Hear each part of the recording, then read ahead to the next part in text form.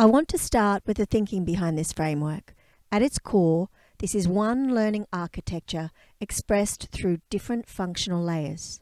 In many schools' contexts, subjects develop thinking in different ways, often without a consistent shared structure across the curriculum. And this becomes even more varied when considered across multiple schools within a region. At its core is a simple idea. Learning should be coherent, explicit, and consistent, while still allowing full professional flexibility for teachers. This is not about changing what teachers do. It is about establishing a shared structure for learning that ensures students experience consistency in how they read, think, and respond across subjects. From a cognitive load perspective, set structures enable compartmentalization of tasks, supporting both student learning and teacher planning.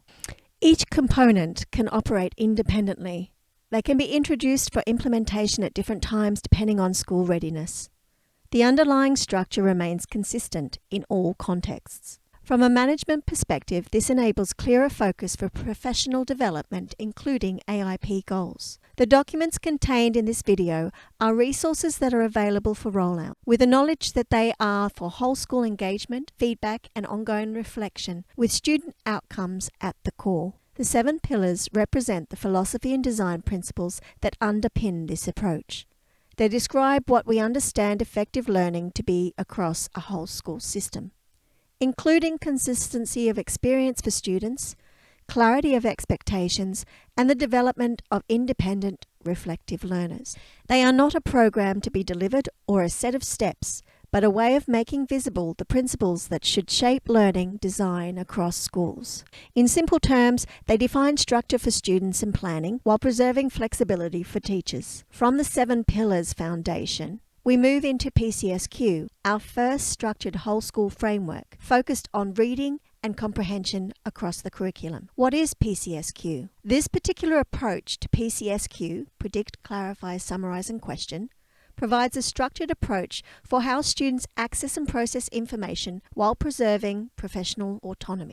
The draft PCSQ framework resource on your screen was created for initial rollout purposes. This enables staff to visualize where our first targeted program sits within the context of a whole school cross-curriculum reading framework. I will briefly highlight the PCS of PCSQ before moving into the Harris 5 levels of questioning. Predict. Approaches to prediction will vary across subjects and school contexts. In some disciplines, this may involve activating prior knowledge.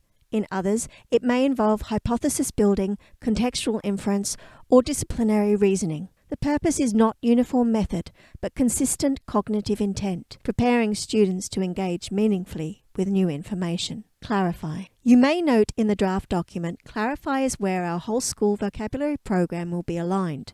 Although there is a whole school vocabulary program available for implementation, many schools are already working within this area, which means your program will sit under the clarify element of the framework. Summarize. Many schools may already be using established graphic organizers for this purpose. For example, the tactical teaching of reading, summarized in 66 words, can simply be aligned under summary of the framework. Question.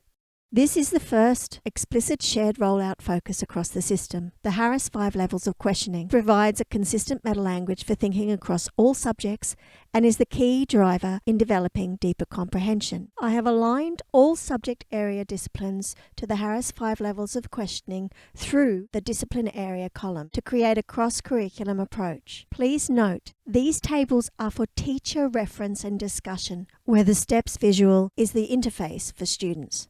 The key idea is simple. The level of question determines the level of thinking. The level of thinking determines the quality of response. In the next video, I will highlight the Harris 5 levels of questioning for math, science, dance, and music with examples, as well as touch on the explicit link between reading and writing through this process.